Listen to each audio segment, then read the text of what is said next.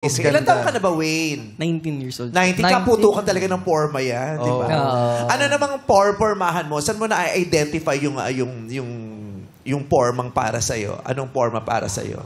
Siguro po yung mga tito outfits po. Tito out. Doon ka nakaka-identify naman. Bakit? Yung mga Cardo Dalisay inspired outfits. Kasi kung titignan mo yung parang yung boses mo talaga, alam ko kung masaya ka na.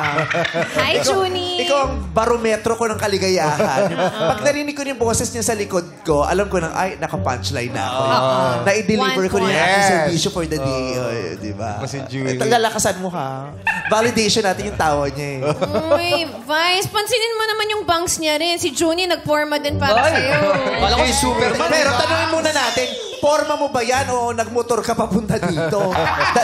Baka habagat na rin ang daang nagdulot niyan. Sa lakas na ng hangin. Tsaka uso ka kasi nakaganon ngayon. Cute na. At saka mapagmahal siya sa gamit, ha? Ano? Mapagmahal siya. Bakit? 1 year old pa yung sombrero niya. Sinusot niya. Ano no? 1 year old pa yung sombrero Baby niya. yan. Kinalakihan yun. Uy, Bakit? memorable sa kanyang sombrero. Bakit? May kasamang medyas yun ang binili mo. May kasamang medyas yun, tsaka brief. Yan yung pag binili mo sa Divisory, nakahanger na. Kasi isang set siya, may sombrero, may brief, may medyas, may sando. Isang set na yan. Kaya yung hanger yan, iba di ba? Yung hanger, tapos may clip pa sa dulo yan. Tapos may hook pa yan. Yung sa isang marami, isang Para set na hindi yan. maghiwalay. Memorable yan. Oo nga, sorry. Alam ba dalawa yan? Oo. Ayun hindi rin ni Teddy isa.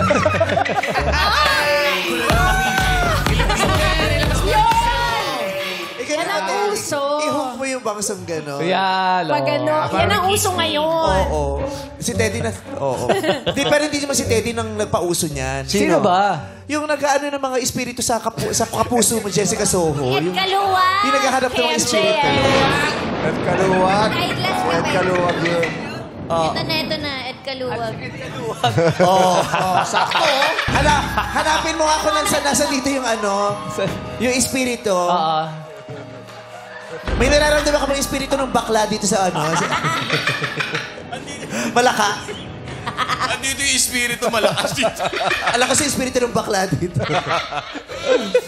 Anyway, bakit mga titos forma ang nakaka-identify ka?